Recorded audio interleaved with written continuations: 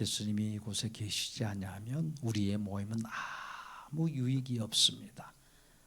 헛것일 수밖에 없고 헛된 시간을 보낼 수밖에 없는 바로 이 시간이죠. 그러나 예수님이 우리를 버리지 아니하시고 이곳에 오셔서 우리의 영혼과 우리의 심령을 다시 새롭게 해주시고 그 생명의 능력을 우리에게 부어주셔서 예수로 살아갈 수 있는 믿음을 부어주시고 그 은혜를 부어주십니다. 하나님 아버지의 그 크신 사랑 하나하나 돌이켜보면 정말 크고 놀라운 사랑이지 않습니까? 우리 샘슨 교회를 특별히 사랑하셔서 이 시대 가운데 예수 계시의 말씀을 열어주시고 성경을 예수님으로 볼 수 있는 이 큰 은혜를 부어주셨습니다. 창세기에서 예수님을 계속 우리가 만나고 그 예수님이 어떤 분이신지, 왜 예수님이 이 땅에 오셔야만 했는지, 이 땅은 어떤 것인지, 우리의 실체와 우리의 모습의 그 실상이 무엇인지 계속해서 예수님은 나타나셔서 이 창세기를 통하여서 말씀해 주셨습니다. 한량없으신 그 긍휼이 우리를 향하여서 한량없이 그 사랑과 긍휼을 베푸시는 분이 바로 예수님이시라는 것을 계속해서 가르쳐 주셨습니다. 성경은 윤리와 도덕을 가르쳐 주려고 기록한 책이 아닙니다. 모든 종교의 경전은 다 윤리와 도덕을 말하고 있어요. 이렇게 살아야 착한 사람이 되고 의롭게 되어지고 복받는 삶을 산다 라고 가르치면서 모든 경전 속에는 그런 법이 있고 율법과 계명이 다 들어있어요. 그걸 행하라고, 그걸 지켜야 된다고, 그것을 지키고 행하면 복을 받는다라고. 성경도 그렇게 되어 있어요. 그래서 많은 사람들이 오해합니다. 그래, 그렇게 지키고 살아야 복받지, 그렇게 지키고 살아야 의로운 것이지 라고 이렇게 그 말씀을 윤리와 도덕으로, 법으로, 율법으로 그렇게 가르치고 해석해요. 그러나 그 어떤 자도 그렇게 말씀을 지켜서 행해서 복받은 자가 사실 한 사람도 없어요.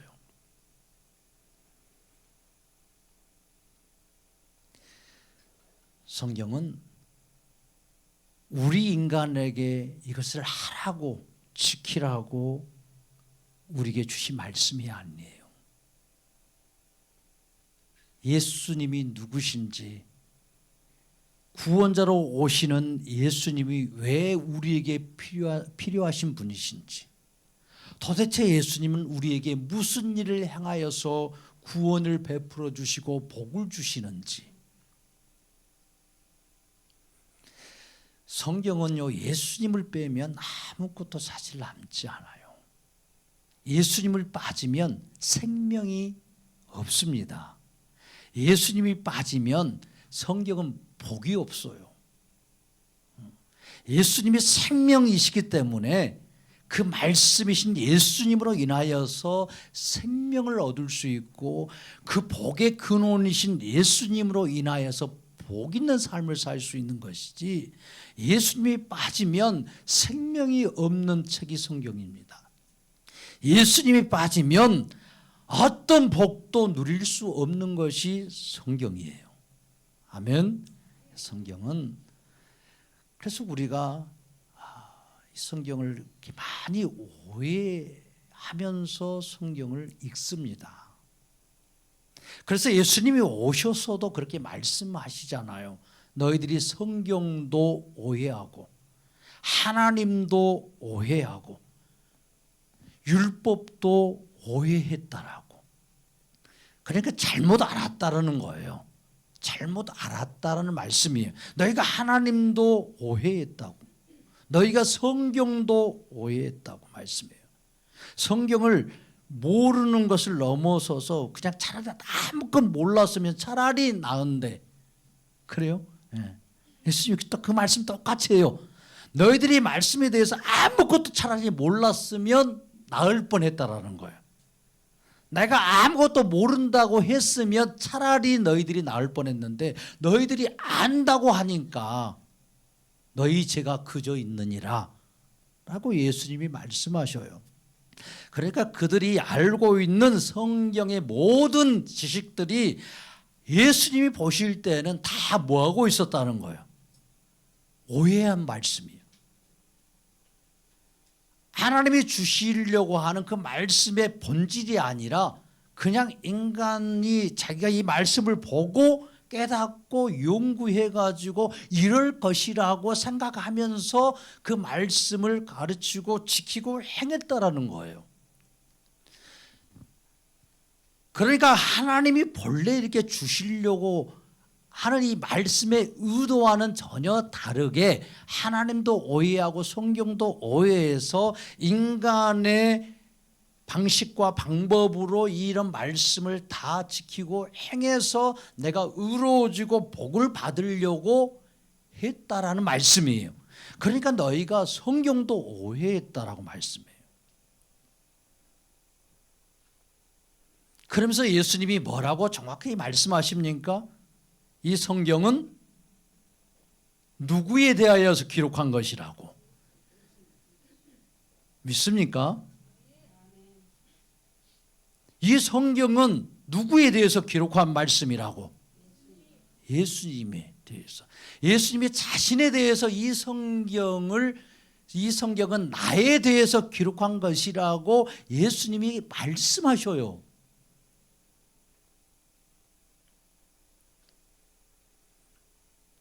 이해가 되지 않아요.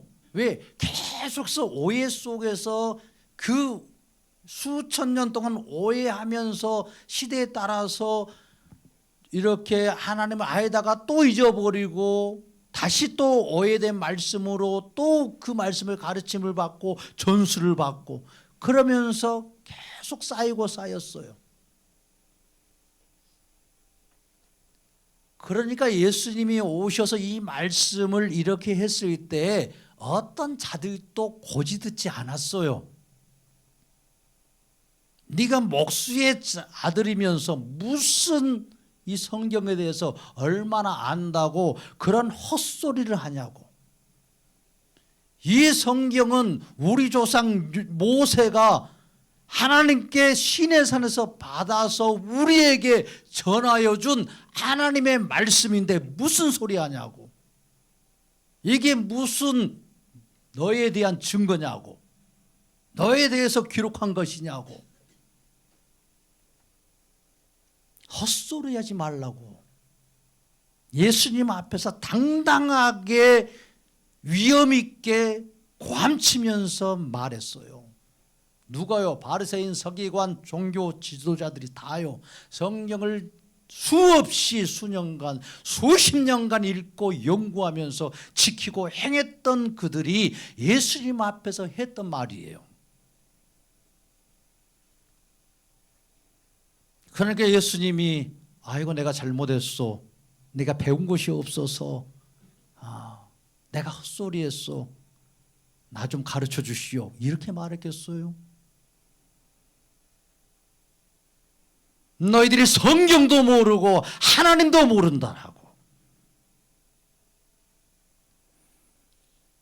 예수님이 정확하게 선포하셔요. 그분은 진리를 말씀하러 오신 분이에요. 자기를 증거하러 오신 분이에요. 자기가 어떤 분이신지, 어떤 자인지, 왜 내가 구원자로 왔는지 이걸 정확하게요 다 말씀해 주셔요. 왜? 살려주시고 싶어서. 오해하고 하나님의 말씀도 모르고 성경도 모르는 그 백성들에게 성경을 가지고 있어도 그냥 읽기만 하지 그 하나님의 심정이 무엇인지 그 안에 들어있는 하나님의 속성이 무엇인지 하나님이 어떻게 이 구원을 이루시고 그것을 주고 싶어 하는지 아무런 관심이 없어요.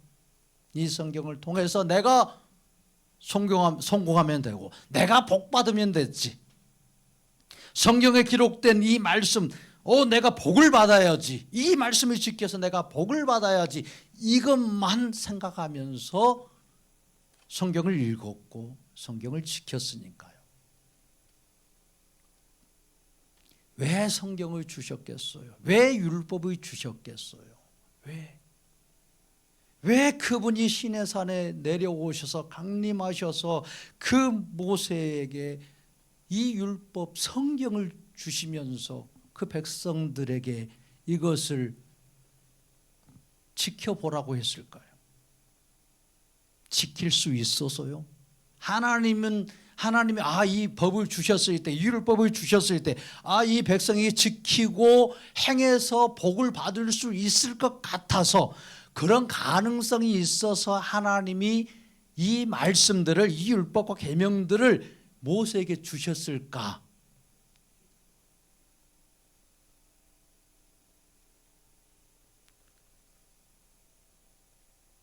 타락한 인간은요, 하나님을 찾을 수도 없고 하나님을 알 수도 없어요. 이건 성경이 정확히 말씀하고 있어요. 우리가 하나님을 지금 알고 있고 하나님을 믿는다라는 것은 내가 한 게 아니에요. 하나님이 나에게 찾아오셔서 나의 생각과 마음을 그분이 붙잡아 주시고 나를 이끌어 주셨기 때문에 내가 그분을 알 수 있고 그 하나님에 대해서 고백할 수 있는 것이지, 정확하게 성경을 말씀하기를 이 땅에는 하나님을 아는 자가 있다 없다? 없다. 의인은 없나니 하나도 없다. 아멘. 지난주에 말씀드렸잖아요. 그런데 이게 구약에 와서도 이 말씀이 있다 없다? 이 말씀이 똑같이 있다고요. 시편에 다윗 때 그렇게 율법을 가지고 하나님께 제사하고 예배하고 있는 이스라엘 그 땅에 하나님이 뭐라고 말씀해요? 하나님을 찾는 자가 있는가 찾아보려 한즉 있다 없다? 없다라는 말씀이에요. 다 치우쳐 한 가지로 하나님을 버렸다라는 말씀이에요. 그러니까 하나님이 우리를, 이 땅을 바라보는 것과 하나님이 우리 인간을 보시는 것과 우리가 우리 자신을 보고 하나님 앞에서 우리 자신을 보는 것과 달라요, 같아요? 다르다라는 거예요. 얼만큼 달라요? 얼만큼? 요만큼 다를 것 같아요? 아니면 요만큼 다를 것 같아요? 아니면 땅만큼, 하늘보다 땅만큼 이렇게 다를 것 같아?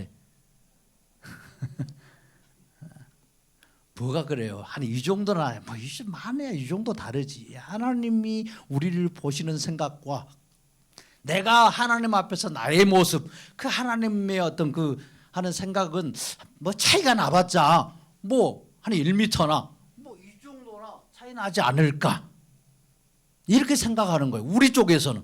근데 하나님은요, 나는 하늘에 있고 너희는 땅에 있다라는 거, 이렇게 차이 난다라는 거예요. 이렇게. 그래서 너희 생각과 내 생각은 같다 다르다? 절대 같다는 생각 한 번도 하나님 안 하셨어. 다르다고 말씀해요. 그래서 구약 성경에서 그렇게 말씀하죠. 너희의 생각과 내 생각은 다르다라는 거예요. 애초에 다르다라고 말씀해요. 애초에. 너희의 길과 나의 길은 같다 다르다?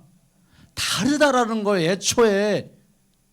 근데 우리는요, 뭐라고 생각해? 항상 같다고. 왜? 내가 그래도 지금 예배 드리고 있잖아. 내가 그래도 성경도 읽고 기도도 하는 그런 삶을 사는데, 그럼 하나님의 길과 내 길이 같은 거야 다른 거야? 같은 거지. 좀 비슷하잖아. 비슷해. 그러니까 내가 의로운 거예요. 내가 의롭다고 여기는 거예요. 내가 경건하게 살고 있다고 착각하는 거예요. 다 바리새인과 서기관과 그 율법사들이 다 그런 생각을 가지고 있었어요. 하나님이 보실 때는 같은 길이 아닌데 자기들은 막 같은 길이라고 우기는 거예요. 그러니까 전능하신 하나님 앞에서는요, 그냥 모른다고 하는 게 제일 나아요. 그리고 나는 하나님의 길로 가는 자가 아니라 늘 하나님의 길이 아니라 곁길로 가는 그런 양 같은 자라고. 그래서 고백하잖아요. 이사야 53장에서 그렇게 예수님이 이렇게 말씀하셔요. 우리는 뭐 같아서? 다 양 같아서 그릇된 길로 가는 거예요. 각기 내가 그냥 가고 싶은 대로 가는 거야. 그러면서 소원은 이 길이 누구 길이 되기를 원해? 주의 길이 되기를 원해. 내가 가면서 이것이 주의 길이 되기를 원하는 거야. 내가 그 하나님의 길을 가지 않으면서 내가 그냥 내 뜻대로 가면서 이 길이 주의 길 되기를 원하는 거야. 그런 주님의 전능하심을 우리는 생각해요. 우리가 그분의 전능하신 그 손 안에 들어가려고 하지 않고 내가 가는 그 길에 전능하신 하나님이 그것을 역사해 달라고 하는 거예요. 그러니까 완전히 다르는 거예요, 이게. 하나님의 길과 우리의 길은 전혀 달라요.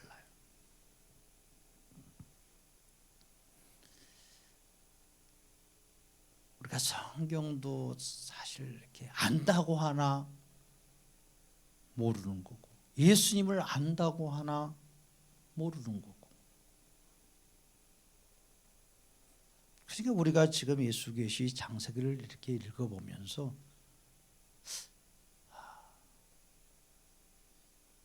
우리가 정말 예수님을 몰랐구나.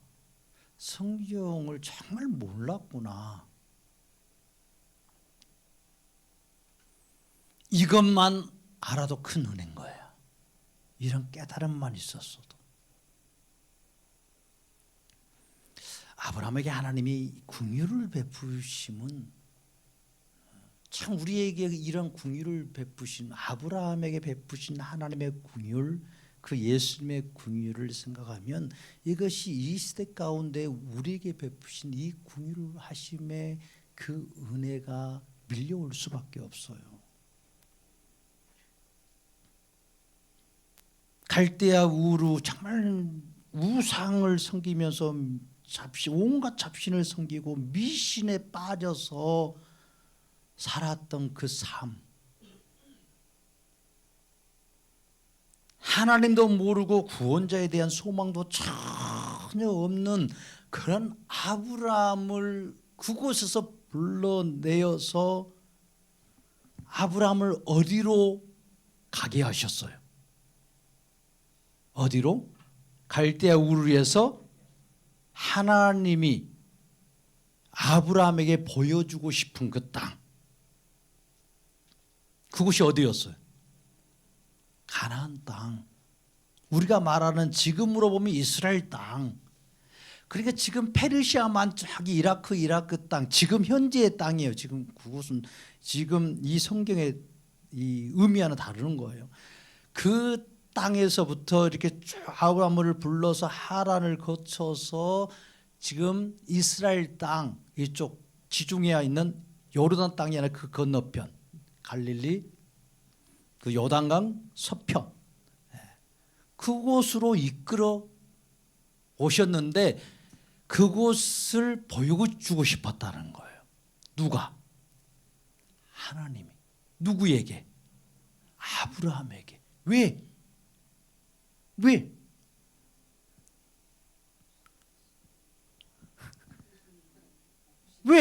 왜 그 땅을 보여주고 싶었을까? 왜?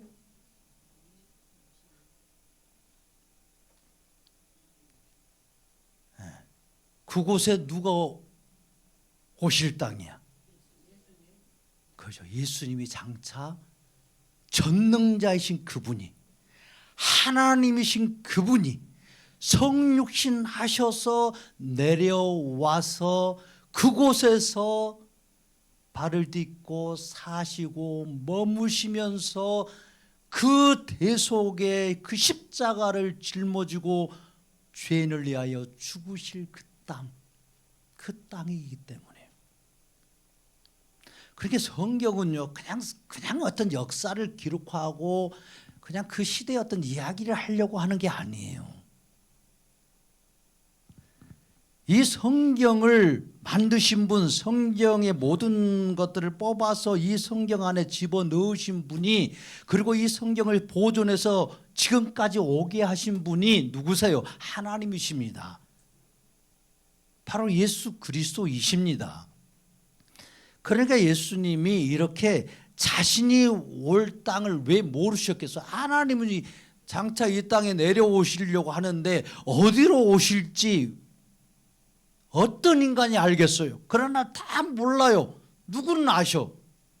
그저 하나님은 아시는 거예요. 하나님은 정하시는 거야. 내가 이 땅으로 내려오겠다 하면 그 땅으로 내려오시는 거예요. 그래서 아브라함을 불러서 셈족이잖아요. 셈족. 셈의 후손을 통해서 노아의 자녀였던 셈, 함, 야벳 중에 내가 그때 셈의 후손을 통해서 오시겠다라고 그 말씀을 해 주셔요. 노아 때. 그러니까 이 수백 년이 지난 다음에 이 셈족의 그 계보를 따라 내려왔던 이 아브라함을 하나님이, 그 예수님이 불러내셔요. 그 땅 다 하나님 잊어버렸어요. 다 구원자 잊어버렸어요. 가나안 땅은 하나님 섬기고 있었어요. 예수 오실 구원자를 기다리고 있는 땅이었어요? 아니었어요? 아니었어요. 가나안 땅도 마찬가지로 우상과 잡신과 미신을 섬기면서 다 그렇게 살고 있는 땅이었어요. 그 누구도 하나님 부르지 않았고 그 누구도 오실 구원자 기다린 사람 한 사람도 없었어요. 그런데 하나님이 아브라함을 불러서 그 땅을 보여주고 싶은 거예요. 자신이 내려올 땅이에요.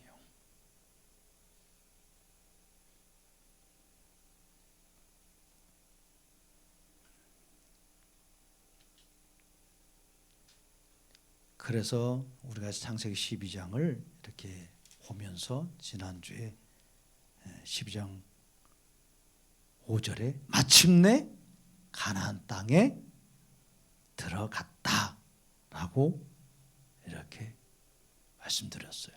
마침내. 아브라함은 하나님을 잘 알아요? 몰라요? 잘 몰라요. 이제 아브라함은 정말 초신자야. 초자 중에서도 정말 초초신자.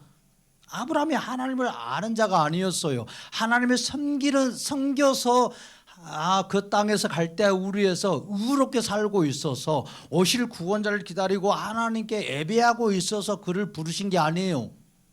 전혀 아브라함은 하나님 몰랐어요. 전혀. 오실 구원자가 누군지도 몰라요. 생짜배기 신자 만든 거예요. 누가? 그죠. 하나님이 그를 그냥 불러내신 거야. 그래서 자기를 이렇게 가르쳐 주기 시작해요. 자기를. 이제 이런 모습이 창세기 12장부터 나오는 거예요. 그래서 우리가 창세기 12장 1절, 2절, 1절 이 말씀 보았죠. 내게 보여줄 땅으로 가라 하면서 이런 복의 근원이 되어주고 장대케 해주고 이렇게 땅의 모든 족속이 너로 말미암아 복을 얻을 것이라 이런 말씀을 이렇게 미끼 삼아 주어가지고 이렇게 데리고 오시는 거예요. 그러니까 우리가 신앙생활을 이렇게 하다 보면 처음에는 예수님 막 사랑해서 신앙생활하지 않아요.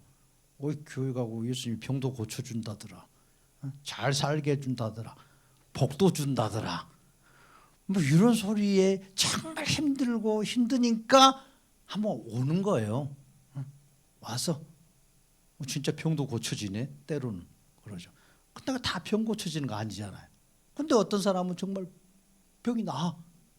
오, 그래 정말 하나님 계신가 보네 하고 하나님을 따라가기 시작하는 거예요. 처음부터 막 하나님 사랑하고 하나님 정말 살아계셔서 하나님 믿는 사람 없어요. 그러니까 하나님이 이렇게 아브라함을 긍휼히 여겨서 계속 이렇게 끌어가시는 거예요. 오다가 하란에서 멈춰서 안 오고 싶었어. 하란에서 15년을 살았어요. 15년. 갈대울에서 나와가지고 바로 이 가나안 땅까지 들어온 게 아니에요. 15년 걸렸다니까요. 석 달이면 올 시간을 몇 년 걸렸다고? 15년. 하란에서 눌러 앉아 살았어요. 보여줄 땅은 그 땅이 아닌데, 그러니까 이집트에서 나와서 가나안 땅까지 15일이면 갈 길인데 몇 년 걸렸어요, 거기는? 40년. 그게 하나님 책임이에요. 타락한 인간의 책임이에요. 예? 타락한 인간의 책임이잖아요. 하나님은 빨리 들여보내주고 싶었는데 누가 안 가고 싶어 한 거야? 그저 타락한 인간이 안 가고 싶어. 다시 돌아가고 싶어. 이집트로 다시.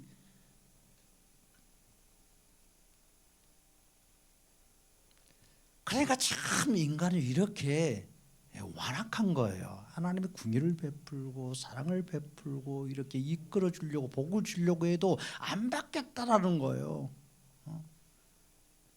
그냥 내가 복 만들어서 살고 싶다는 거예요. 내가 열심히 수고하고 일해서 그냥 이 정도 사이다가 뭐 가면 됐지. 이런 생각한다라는 거예요. 그러니까 아브라함도 이렇게 하란에서 버티다가 하나님의 강권적으로 옮기시는 거예요. 여러 가지 상황과 환경을 바꾸시면요, 사람은 어쩔 수 없는 거야. 어쩔 수 없어. 그러니까 어쩔 수 없어서 가는 거야. 인간은 어쩔 수 없어서. 어쩔 수 없으니까 주님 앞에 나오는 거야. 그 상황을요 딱 그렇게 만드는 거예요. 절대 스스로 못 나오는 거예요. 하나님의 섭리 속에 그 은혜가요, 그 긍휼하심은 이루 말할 수 없어요. 그러니까 이 아브라함을 이렇게 가나안 땅에 들어오게 하시는 거예요. 우리는 다 각기 제 갈 길로 가려고 하고 그러지만, 자 그러면서 이제 6절에 보면 아브라함이 그 땅을 지나 이제 가나안 땅에 들어왔어요. 그 땅을 밟고 지나가는 거예요. 참 아브라함이 이 땅으로 들어왔을 때 참 그 아브라함을 바라보시는 예수님의 그 마음, 그 모습이 어떠했을까? 정말 흐뭇해하셨을 것 같아. 속 썩였다라고 막 그냥 한 대 지어받고 싶은 그런 마음이 아니라 그 가나안 땅으로 들어와서 이렇게 그 땅을 이렇게 밟고 이렇게 계속 이동하는 그런 아브라함의 모습을 보는 이 예수님의 이 마음이 참 얼마나 흐뭇해 하셨을까. 저는 흐뭇해한 그런 예수님이 이렇게 보이더라고요. 이제 네가 살 수 있다는 거예요.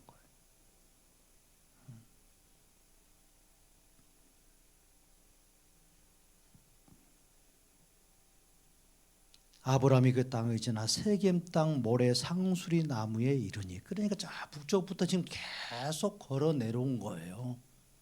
그 땅을 밟고, 장차 예수님이 오셔서 밟고 다닐 그 땅들을 아브라함이 다 밟고 지금 내려와요. 근데 아브라함은 그걸 다 알았겠어요?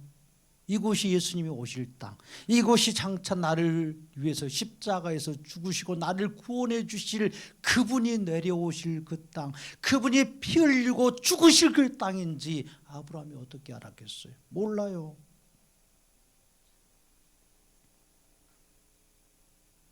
아브라함은 그냥 하나님이 가라 하니까 억지로 지금 내려와 가지고 그 걸음이 정말 힘든 걸음이었을 수 있어요.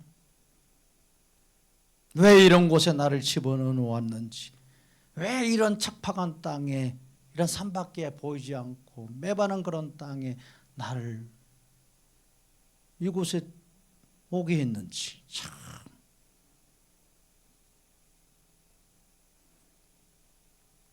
아브라함이 그 땅을 지나 세겜 땅 모래 상수리 나무에 이르니 그때 가나안 사람이 그 땅에 거주하였더라. 가나안 사람 누구예요? 누구 후손? 가나안. 누구 후손? 함의 후손.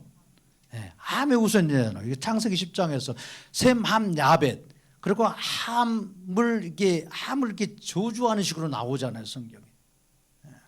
가나안을 저주해요. 함의 자녀이 가나안이에요. 그러니까 이 가나안 족속들이 가나안의 후손, 함의 자손이었던 이 가나안의 이 족속들이 바로 이 땅에 살고 있었어요. 그래서 그 땅이 가나안 땅의 이름이 가나안 땅. 응? 가나안은 좋은 이름이에요, 나쁜 이름이에요?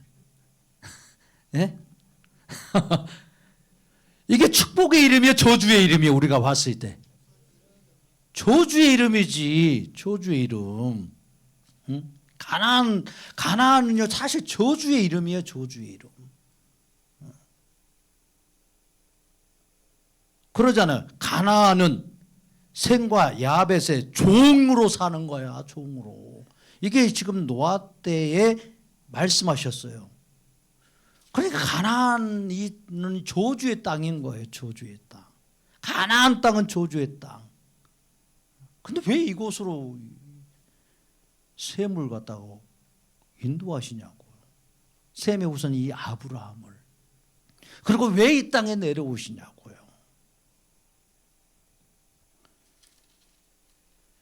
그러니까 예수님의 기막힌 은혜의 역사예요.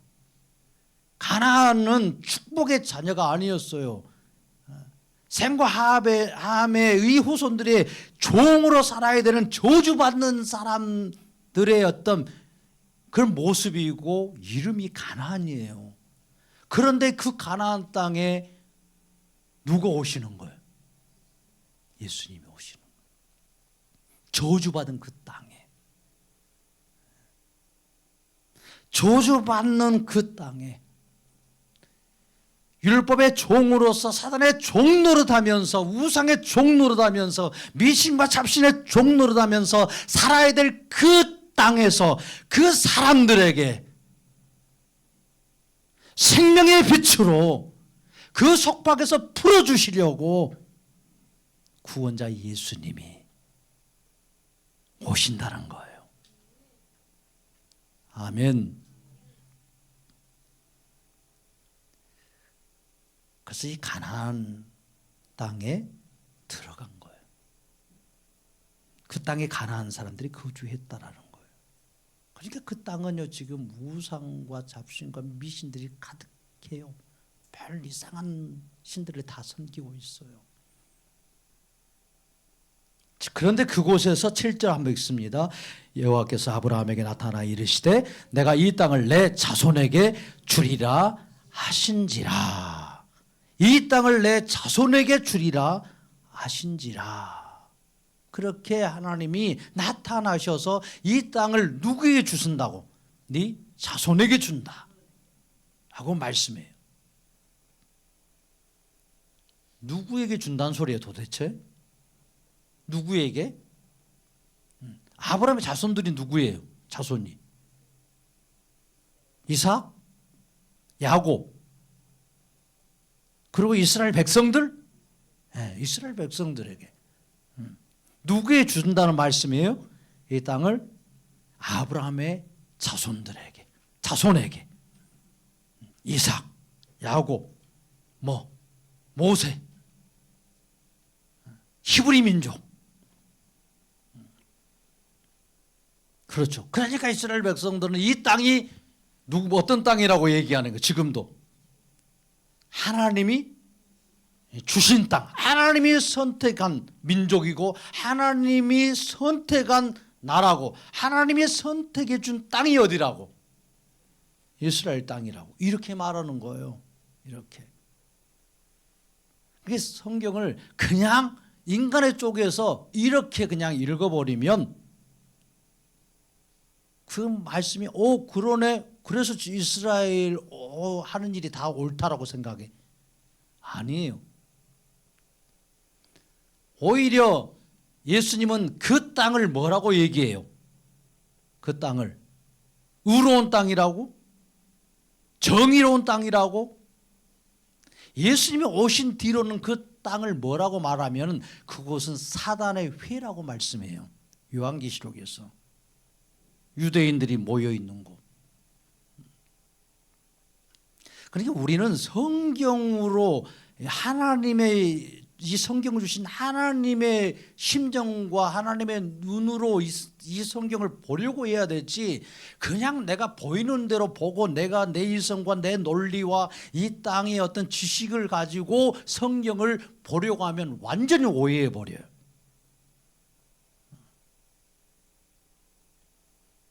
다 이 말씀을 보면 이 땅을 내 자손에게 주리라 하니까 이삭, 야곱, 이스라엘 백성들에게 바로 우리 히브리 민족에 준다는 소리구나. 그래서 그 땅을 지금까지 자기 땅이라고 찾으려고 예를 써. 지금까지도. 그 땅에서 살고 있던 사람들 다 몰아내고, 그럼 우리도 찾아야지. 북만주 우리 거야 다. 고구려 때 우리 거였어 다. 지금 중국 땅 아니잖아. 찾아야지. 그러면 그렇게 따지면 이게 그거 아니에요. 지금 이 말씀 무슨 말씀이겠어요? 그러니까 이 하나님이 지금 나타나셨어요. 그리고 아브라함에게 지금 말씀하셔요. 이 나타나신 하나님이 드디어 이름이 나타나요. 이름이. 그 이름이 뭐라고 지금 나오고 7절에 여호와. 이전에는 이 이름을 절대 쓰지 않았어요. 지금 아브라함에게 나타나신 분이 누구신지를 몰랐어요. 그런데 7절에서부터 이 하나님이 자기의 이름을 이렇게 쓰기 시작하셔요. 여호와라는 거예요. 여호와. 여호와. 이 여호와 하나님이 아브라함에게 나타나서 이렇게 이 땅을 내 자손에게 주리라라고 이렇게 말씀하셔요. 그러니까 구약에서 나타나신 여호와 하나님은 누구시라겠어요? 삼위 하나님 중에 어떤 분이라고? 제2격이신 예수님이라고요. 삼위 하나님은 하나님은 원래 보이지 않는 분이에요. 영으로 계시기 때문에 어떤 인간도 볼 수 없어요. 그런데 삼위 하나님 중에 유일하게 인간에게 보이는 형상으로 모습으로 나타나시기로 이렇게 작정되어지신 분이 누구셔요? 우리가 창세기 봤잖아요. 1장에서. 예수님이에요. 하나님의 형상과 모양의 그런 모습으로 인간에게 이렇게 나타나셔서 말씀하시고 인간에게 그걸 보여주실 수 있는 그런 분 누구시라고? 제2격이신 예수님이라고. 그래서 이 여호와 하나님은 곧 우리가 지금 신약에서 말씀하시는 성육신하 이 땅에 내려오신 누구예요? 예수님의 신성이에요. 그러니까 예수님 자신이 지금 이 땅에 이렇게 내려오는데 지금 아브라함에게 이걸 가르쳐 주는 거예요. 이 땅을 내 자손에게 주겠다라는 거예요. 그렇다면 하나님이 이렇게 말씀하실 때 아브라함에게 이렇게 말씀하실 때 그 담긴 의도가 무엇이었겠어요?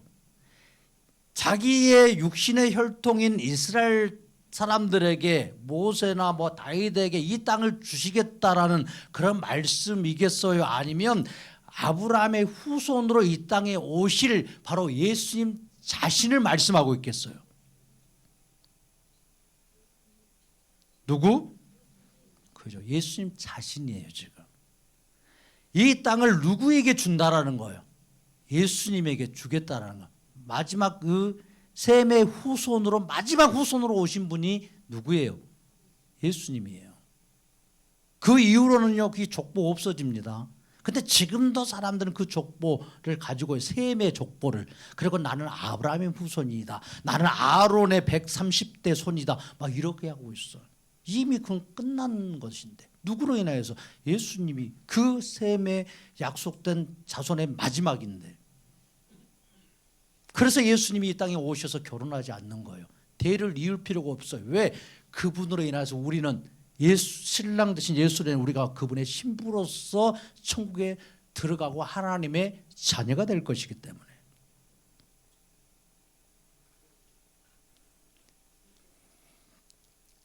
그래서 지금 이 말씀은 궁극적으로 지금 하나님이 나타나셔서 하나님 나타나셔서 이렇게 내 자손에게 땅을 주리라 하신 것은 아브라함의 자손으로 오실 분, 곧 예수님이 사역하실 그 땅으로 이 땅을 주겠다라는 거예요.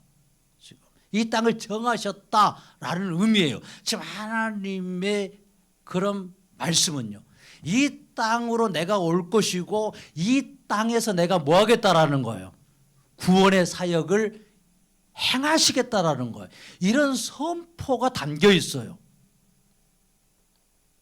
우리는 그냥 단순히 이 땅을 내 자손에게 주리라. 그래서 이스라엘 백성들이 이 땅을 얻었구나. 이렇게 하고 그냥 넘어가 버리는 거예요. 성경은요, 이걸 말하려고 그렇게 표면적인 지식을 가르쳐 주려고 기록하셨겠어요. 그 전능하신 분이. 그러니까 아브라함의 후손을 통해서 오실 그 메시아 구원자는 다른 땅에 오시지 않아요. 절대. 오직 그 구원자는 바로 이 땅, 이 가나안 땅, 저주받은 이 땅에 오셔서 그 누구도 하나님을 찾지도 않고 구원자를 찾지도 않는 그 땅에 오셔서 그곳에서 걸어 다니시면서 구원 사역을 펼치실 것이고, 십자가를 짊어지고 죽으심으로 타락한 인간의 죄악을, 나의 죄악을 다 씻어주시고 구원을 완성하실 것이라는 이 선포요. 이 선포요. 이것은 이 선포가, 이 선언이 바로 이 땅을 내 자손에게 주리라 하신 하나님의 심정이고 의도입니다. 하나님의 확실한 선언이에요. 그래서 절대 구원자는, 메시아는 한국에 오지 않고 중국 땅에 오지 않고 아메리카 땅에 오지 않아요. 하나님 그걸 모르셨겠어요. 그 땅이 있는 줄 몰라서 그 조그만 땅에 오셨겠냐고요. 하나님의 이 말씀은요, 계속 정확하게 예수 그리스도를 비추고 있고 그분을 중심으로 이루어지고 있고 기록되고 있어요. 계속. 그래서 이 가나안 땅을 저주받은 땅인데, 우상과 잡신과 이렇게 정말 힘든 척박한 땅인데 성경에서는 뭐라고 말씀해요? 우리가 잘 알듯이 이 땅은 무슨 땅? 적과 꿀이 흐르는 땅이래. 적과 꿀이. 거룩한 땅, 거룩한 땅이라고. 거룩한 땅이라고 그러고 적과 꿀이 흐르는 땅이래. 아니잖아요. 그냥 보면은. 근데 누구 때문에? 그저 예수님 때문에. 이렇게 이 땅에 대해서 이렇게 구약 성경에서 말하는 것은 그 땅에 누가 오시기 때문에, 예수님이 일하시고 역사하시는 땅이 될 것이기 때문에. 전능자여 창조주신 그분, 말씀 한마디로 이 땅과 만물을 지으신 그분이 이 땅에 내려오셔서 발을 딛고 걸어다니시고 자기를 쳐서 복종시켜 죽으심으로 타락한 인간을 구원하신 이 땅, 전능자가 임재한 곳이요 거룩한 곳입니다. 존귀한 곳입니다. 전능자요 구원자이신 예수님이 오시는 땅이니 여호수아가 그 땅에 들어올 때도 신발을 벗어요. 군대 장관이 네 신발을 벗으라고 명령합니다.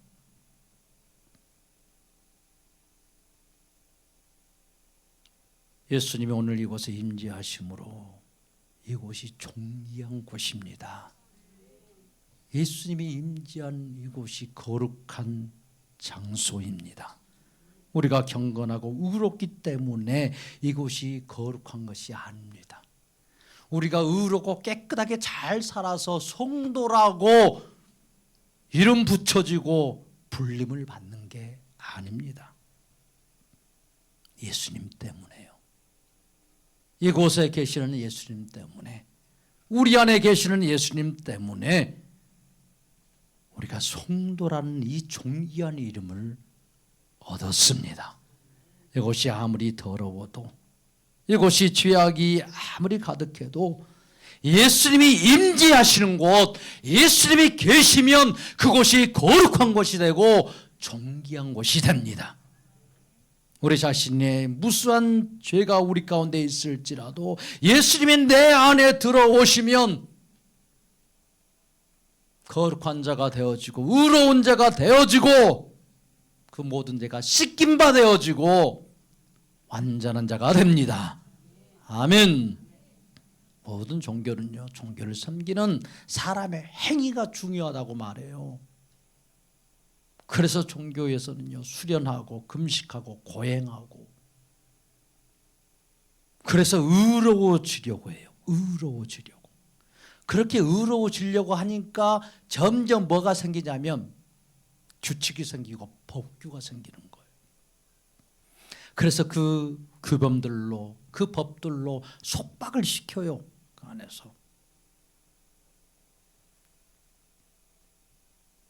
그래서 하루에 3시간씩 기도하라고. 기도할 때 졸지 말고. 그래서 어디 가면 그냥 해초리 딱 들고 졸고 있으면 탁 때리는 거예요. 똑바로 정신 차리고. 그래가지고 의로워지겠냐고. 그래가지고 무슨 돌을 닦겠냐고. 탁 때리고. 제가 이렇게 가다가 졸고 있는 분들 그냥 해초리 하나씩 탁 때리면서 정신 차려 이래고 천국 가겠냐고, 이래고 예수님 만나겠냐고 막 그러면 되겠어요?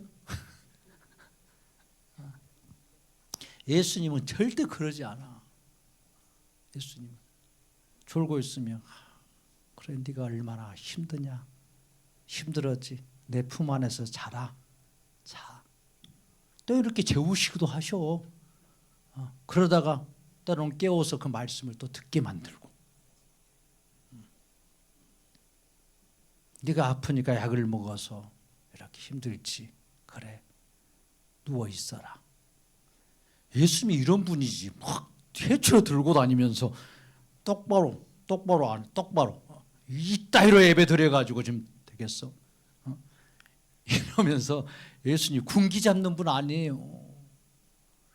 예수님 왜 그렇게 나쁜 분으로 이렇게 만드시냐고요. 기독교는 사람의 행위가 중요하지 않아요. 사람의 행위로 판단해서 상 주시는 분이 아니에요. 모든 사람의 행위를 판단하고 상 주시는 예수님이 중요해요. 예수님이 기준인 거예요. 내가 기준은 아니란 말이에요. 내가 기준 아니에요. 내 기준으로 인생을 살았던 거 다 무너뜨려야 됩니다. 예수님께 기준점을 맞추고 살아야지. 내가 기준하고 서 있고 예수님 나한테 줄 맞춰 이런 인생 살면 안 된다니까요. 예수님이 이곳에 있으면 내가 그곳에 가려고 해야지.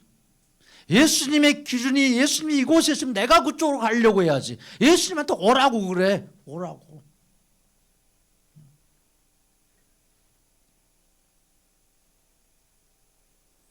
예수님이 기준입니다.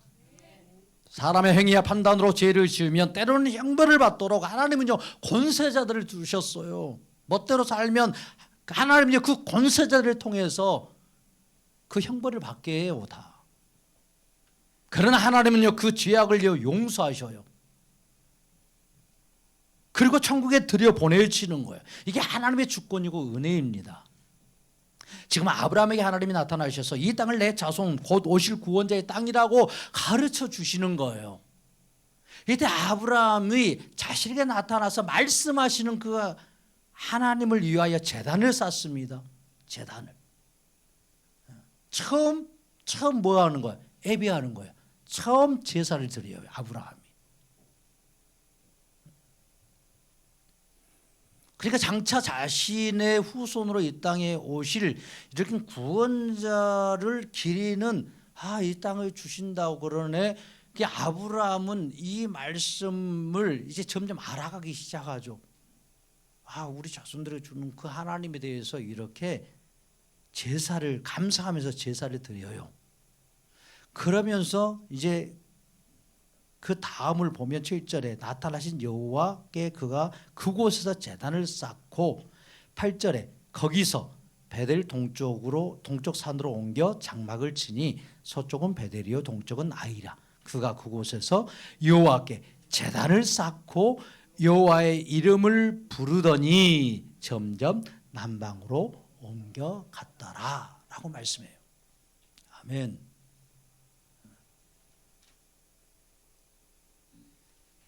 그러니까 이제 아브라함이 처음 이제 예배를 드리기 시작한 거예요.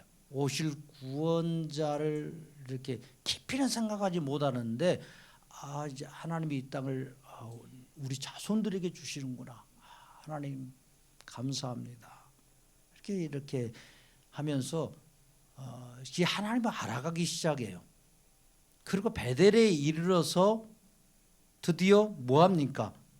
여호와께 또 제단을 쌓는데 그곳에서는 무슨 이름을 불렀다고요? 여호와의 이름을 불렀습니다. 그렇게 처음으로 이제 누구의 이름을 부르는 거예요? 하나님의 이름, 그분의 이름 여호와 하나님을 불렀다는 거예요.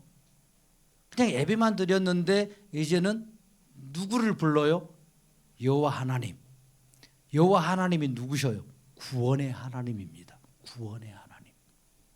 그러니까 이 구원자의 계시가 점점 이렇게 아브라함에게 열렸다는 것을 알 수 있어요. 그러니까 하나님이 이렇게 여호와 하나님에게 나타나셔서 아브라함에게 자기를 점점 이렇게 계시해 주셨다는 거예요. 알려 주셨다는 거예요. 이 부분이 굉장히 중요한 부분이에요. 누구도 여호와의 이름 다 잊어버렸어요. 여호와의 이름은 언제 가르쳐 줬어요? 언제? 우리가 창세기를 쭉 이렇게 오면서 여호와의 이름이 부르기 시작했던 시기가 있었어요. 성경 그걸 말해줘요. 에노스 시대. 셋이 아담의 아들 가인이 죽고 아벨이 죽고 다른 씨 구원자가 올 시 다른 씨 셋째 아들 셋을 주셨잖아요. 그리고 셋이 자기 에노스를 낳았을 때에 사람들이 뭘 불렀다고? 그때 에노스와 그 사람들이 여호와를 불렀다는 거예요. 여호와. 구원의 하나님. 이 땅에 오실 구원의 하나님의 그 이름 여호와를 부르기 시작했어요. 그 땅이 다 하나님 이름 부르지 않았어요. 하나님 이름 누군지도 몰랐는데 처음으로 셋의 아들 에노스가 낳은 시점에 그 구원의 하나님으로 나타나실 그분이 자기의 이름을 가르쳐줘요. 자기의 이름을. 여호와라고. 여호와라는 이름이 뭡니까? 그분은 구원이시다.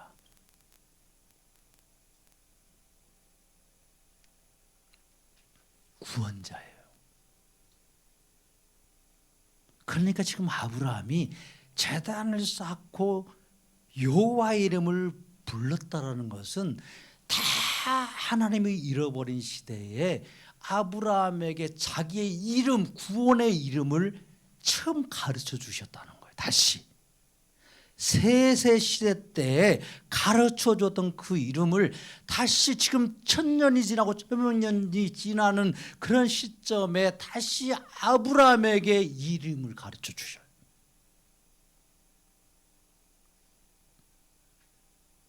그러니까 성경은요, 지금 예수님이 자기를 아브라함에게 자신에 대해서 하나씩 계시해 주시고 가르쳐 주시면서 지금 구원자가 누구신지 알게 해 주시고 그 구원자에 대한 믿음에 이르도록 계속 아브라함을 이렇게 인도하고 계시는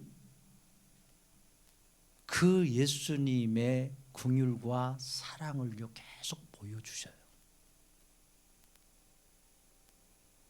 여호와 하나님, 곧 구원의 하나님을 이렇게 계속 가르쳐 주시는, 자기를 이렇게 가르쳐 주시는 거, 이것이 하나님의 사랑을 받은 가장 큰 자예요.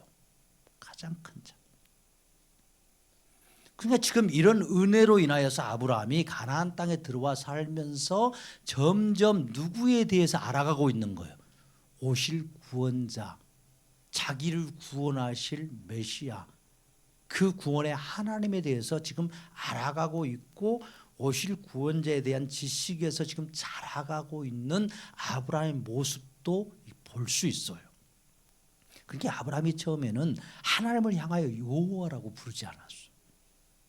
제단을 쌓고 오실 구원자를 기다리다가 이제 베델에 이르러서 이 베델과 아이라는 이 이름 없는 그 땅 가운데 이르러서 그 제단의 주인공이신 그 여호와를 위하여서 이제는 여호와를 위하여서 제단을 쌓았다고 그래요.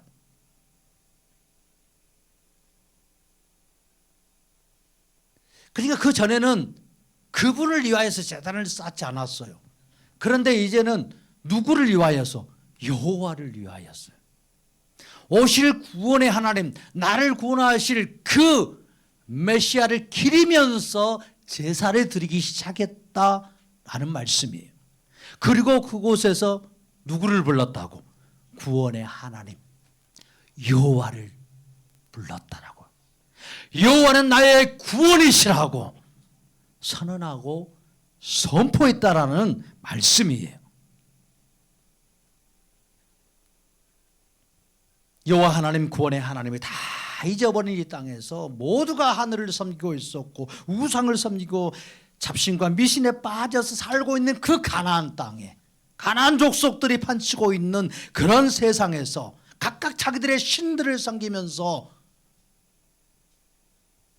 그 신을 왕을 삼고 살아가고 있을 때 구원의 하나님께서 이 땅에 오실 그 여호와 하나님께서 자신을 아브라함에게 계시하여 자신의 이름을 알려주시고 자신의 구원의 이름을 부르게 하셨다라는 거예요. 이런 놀라운 은혜를 베푸시고 계시다는 거예요.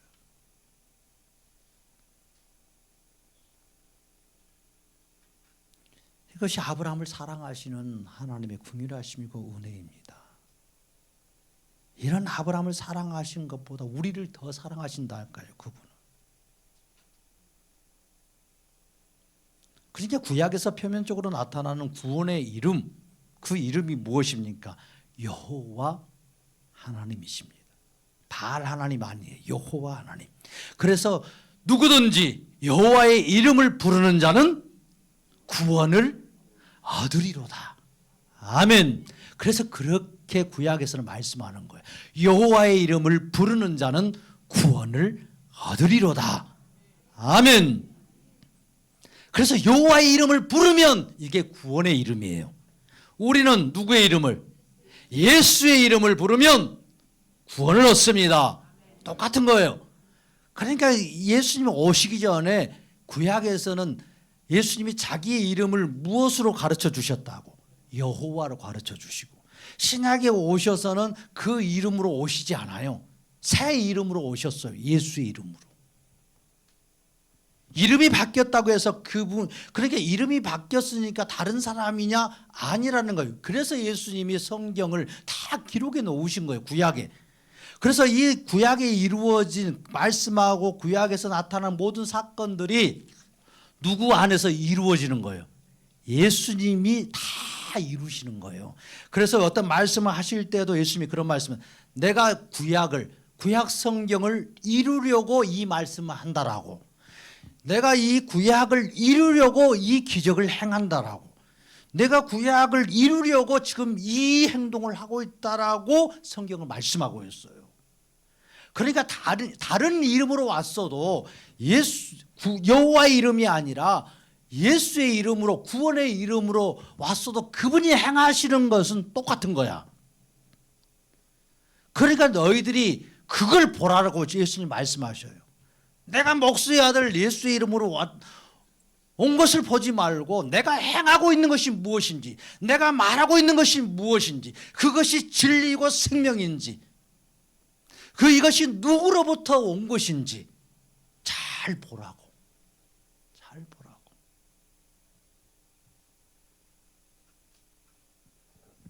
예수의 이름을 부르는 자 구원을 얻습니다. 구약에서는 누구든지 여호와의 이름을 부르는 자는 구원을 얻습니다. 그래서 아브라함이 구원을 받은 거예요. 누구의 이름을 부르기 시작했어요? 구원자의 이름, 여호와의 이름, 지금으로 말하면 예수의 이름을 불렀어요. 비로소 자신이 오실 그 땅으로 아브라함을 인도하시고 자신의 이름을 계시해 주시고 그 이름으로 제단을 쌓을 수 있도록 구원자에 대한 계시를 열어주십니다. 우리가 오늘 예배하는 것도 누구를 경배하고 찬양합니까? 예수님을 예배하고 경배하고 찬양해요. 하나님 아니에요? 예수 이렇게 또 이렇게 오해하면 하나님도 모르고 예수님도 모르는 거예요. 누구의 이름으로 기도하라고? 누구께 기도하라고? 하나님께 기도하고 마지막은 누구의 이름으로? 예수의 이름으로 기도해라. 이렇게 기도하라는 소리가 아니에요. 예수님이 말씀하신 것은. 그런데 막 사람들이 전능 성부 크신 아버지 하나님께 기도하고 아들 예수님의 이름으로 기도해야 이 기도가 완성이 된다라고 이렇게 또 오해하는 거예요. 그러니까 예수님이 가르쳐줘요. 너희가 기도한 것, 내가 아버지께 기도한 것을 이렇게 너희가 기도한 거 내가 들어가지고 아버지께 보고해가지고 내가 너희들에게 이루어지도록 그렇게 해준다, 이렇게 말씀하신 게 아니에요. 그러니까 내 이름으로 기도해라, 그런 의도로 말씀하신 게 아니에요. 요한복음 정확히 보세요. 너희가 이제까지는 아버지에게 기도했으나 이제는 나에게 기도하라고 그래요. 직접 말씀하셔요. 예수님이 자신에게 기도하라고. 그럼 내가 시행하겠다고, 내가 이루어주겠다라고. 그러니까 예수님 그분이 누구셔요? 하나님이에요. 그분의 본체는 하나님이신 거예요. 그래서 하나님으로 기도를 시작하고 예수님으로 기도를 마쳐야 된다. 이런 무식한 소리 좀 안 했으면 좋겠어요. 이제 예수님 감사합니다 이렇게 기도해도 하나님 다 들으셔요. 그 하나님이 자기의 이름으로 주신 이름이 누군데? 예수님이에요. 이 시대 가운데 하나님 자신의 이름으로 주신 이름이 누구냐고요? 구원의 이름 예수님입니다. 그냥 하나님은 그냥 명칭이지 이게 그 하나님이 바알 하나님이라고 말하는지 저기 이스라엘 마호메트 하나님이라고 말하는지 잘 모를 수 있어요. 그래서 구약에서도 그냥 하나님이라고 얘기하잖아요. 여호와 하나님.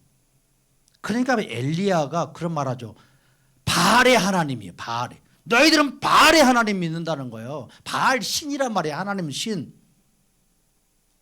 여호와라는 신. 그냥 하나님 하면 뭔 신인지 몰라 사람들은. 정확하게 다 자기 신이라고 하나님이라고 말하는데, 그러니까 하나님이 그 신들과 자신을 구분하기 위해서 여호와라는 이름을 주셨어요. 믿는 자들에게 구원의 이름으로. 아멘. 그래서 여호와라는 이름을 구약에 주신 거예요. 구별하시려고. 그래서 너희는 나 외에 다른 신을 섬기지 말라는 거예요. 신이라고 하는 것도 섬기지 말라는 거예요. 무슨 신 섬기라고? 나 여호와. 아멘. 그러니까 이 구약에서 새 이름, 그 하나님의 새 이름을 주셨어요. 그 하나님의 이름이 누구예요? 여호와요? 예수님. 신약에서는 그래서 예수님이 하나님으로 나타나시는 거예요. 그래서 신약 성경에 여호와라는 이름이 있어요, 없어요? 없다니까. 여러분들 눈 씻고 신약 성경을 찾아보세요. 여호와 하나님이 나타나는가 안 나타나는가? 여호와 하나님을 부르는가 안 부르는가? 안 불러요. 근데 왜 부르냐고 지금 계속. 그러니까 참 이상하죠. 여호와 하나님 이렇게 기도하면 참 거룩한 기도처럼 보여. 아주 유식한 기도처럼 여호와 하나님, 천지를 창조하신 여호와 하나님 이렇게 기도하면 아주 거룩하고 위엄 있어 보이는데, 예수님 감사합니다 이러면 좀 애기가 기도하는 것처럼, 아이들이 뭐 이렇게 수준 낮은 사람들이 기도하는 것처럼 착각하는 거예요.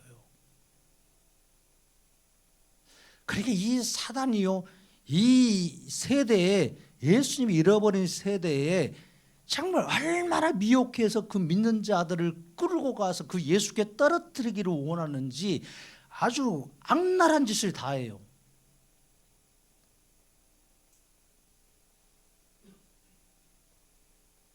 왜 우리가 오직 예수라고 지금 계속 얘기하냐고요. 오직 예수라고.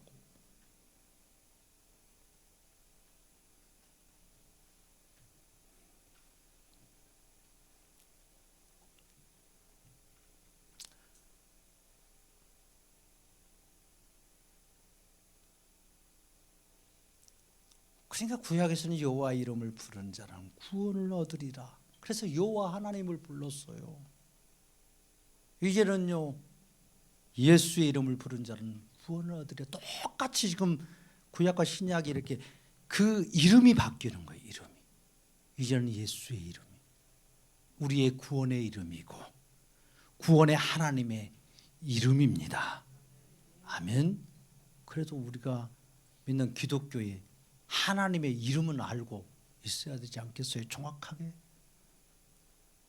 그러니까 이걸 연구해서 알려고 하니까 아직도 기독교 내에서는요, 하나님의 이름이 뭔지를 몰라요. 자기가 믿는 신의 이름을 모르는 이런 어처구니 없는 일이 기독교 안에 일어난다니까요, 지금. 그래서 싸우고 있어요. 우리가 믿는 하나님은 여호와가 맞다. 야훼가 맞다. 아니다. 야훼다. 뭐 여호와다. 서로 싸워. 자기가 만든다고. 근데 하나님이 그런 이름을 없애버리셨다니까요. 신약에서는. 싸우지 말라고. 그런데도 그것 가지고 싸우고 있어요. 야훼 하나님이라고 해야 된다고. 여호와 하나님이라고 해야 된다고. 다 몰라요. 글자가 그렇게 생겨서 모르는 거예요. 하나님이 이렇게 섭리하심을 전혀 깨달으려고 생각하지 않아요. 그냥 내가 연구해가지고 그 말씀 문법을 막 연구해가지고 이것을 아는 것이 참 지식이라고 그렇게 착각하면서 하나님을 모독하는 거예요. 어떻게 자기가 믿는 신도 잘 모르면서 믿느냐고요.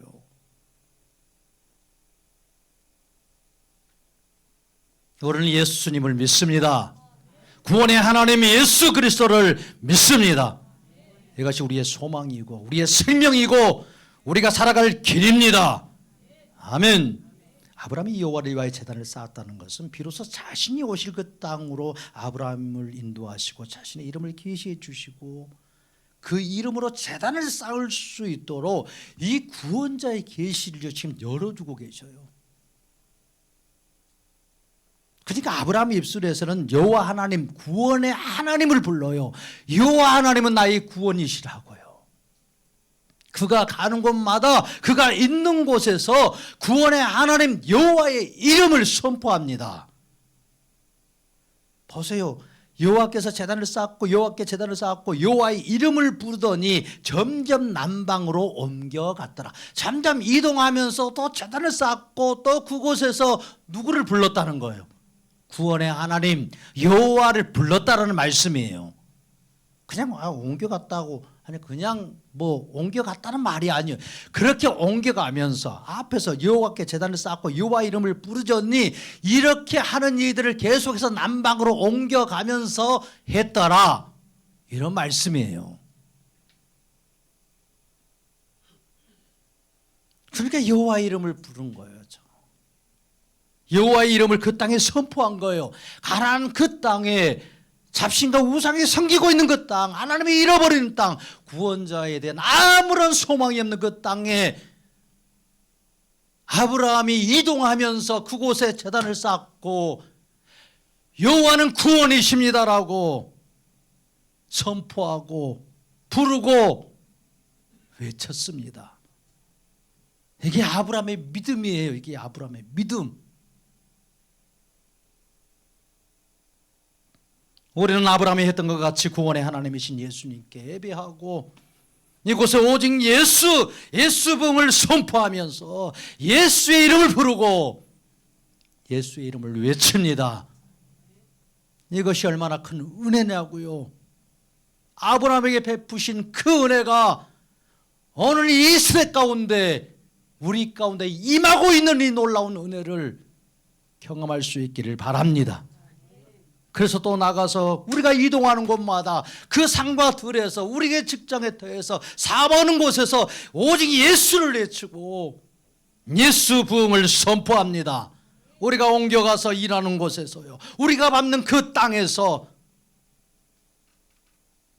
오직 예수의 이름이 구원의 이름이기에, 오직 예수의 이름이 이 땅을 살릴 생명의 이름이기에 예수의 이름을 외치고 예수 부흥을 선포합니다. 이것은 우리의 비천한 의가 아니고 우리의 초라한 열심이 아니라 예수님이 이 세대 가운데 우리 가운데 더 낮고 강하게 임재하셔서 예수님에 대한 이 계시를 열어주시고 성경을 열어주시고 예수님이 더 깊이 아는 은혜를 부어주신 예수님의 크신 역사이고 구원하심이고 예수님이 교회 가운데 부어주시는 큰 복입니다. 우리 한번 외치십시다. 오직 예수! 할렐루야! 목소리에 힘 좀 주시고 아래 배에다 힘을 주시고 그냥 팍 퍼지는, 여기서라도 열심히 외쳐야 밖에 나가서 이게 나온다니까요. 큰 소리도 안 내본 사람이 밖에 나가서 큰 소리 칠 줄 알아요? 절대 못 칩니다. 절대 안 나오는 거예요. 그러니까 교회에서 모였을 때 열심히 뜨겁게 찬양해야 밖에 나가서도 찬양 소리를 좀 낼 수 있는 거고.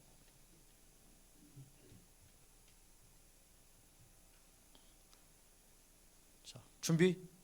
자, 아랫배 힘 주시고 오직 예수! 할렐루야! 이제 점점 세지는 거예요. 이렇게. 그러니까 이렇게 그 이름만 불러도 주님이 은혜를 주셔요. 그 이름이 너무 소중한 이름이거든요. 그 이름이 정말 생명의 이름이고 소망의 이름이에요. 걱정, 근심, 염려가 몰려올 때 예수를 불러보세요. 예수. 예수님이 나의 구원이십니다라고. 주님은요 그걸 가장 기뻐하셔요. 가장 기뻐. 자신의 이름을 부르는 것. 우리도 누가 우리 이름을 불러주면 기분 좋잖아요.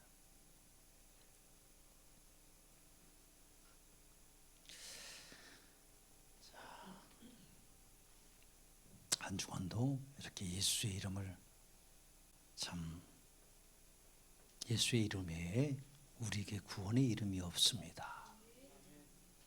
정말 예수의 이름을 존중히 여기고 사랑하고 그 이름을 부르는 자들에게 예수님은 존중히 여겨주시고 그 영혼을 사랑해 주시고 그 영혼을 붙잡아 주십니다. 그러니까 슬픈 마음이 들 때도, 즐거울 때도, 병들 때도, 건강할 때도, 사람들이 듣든지 아니 듣든지 여러분들이 사는 그 삶의 모든 현장 속에서 우리의 구원의 예수님을 높이고 찬양하고 구원의 이름 예수님을 선포하고 그 예수의 이름을 부르면서 사시기를 바랍니다.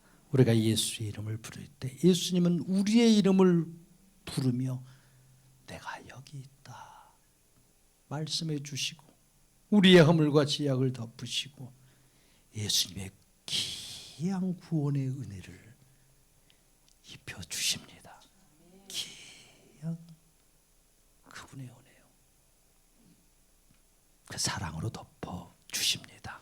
한 주간도 구원의 이름을 부르며 경배했던 이 아브라함처럼 우리도 우리의 삶의 모든 초소에서 예수의 이름, 우리에게 구원의 이름으로 알려주신 그 하나님의 이름, 예수의 이름을 지극히 사랑하여 부르고 높이고 경배하며 살아가는 복된 한 주간이 될 수 있기를 축복합니다. 아멘. 아멘.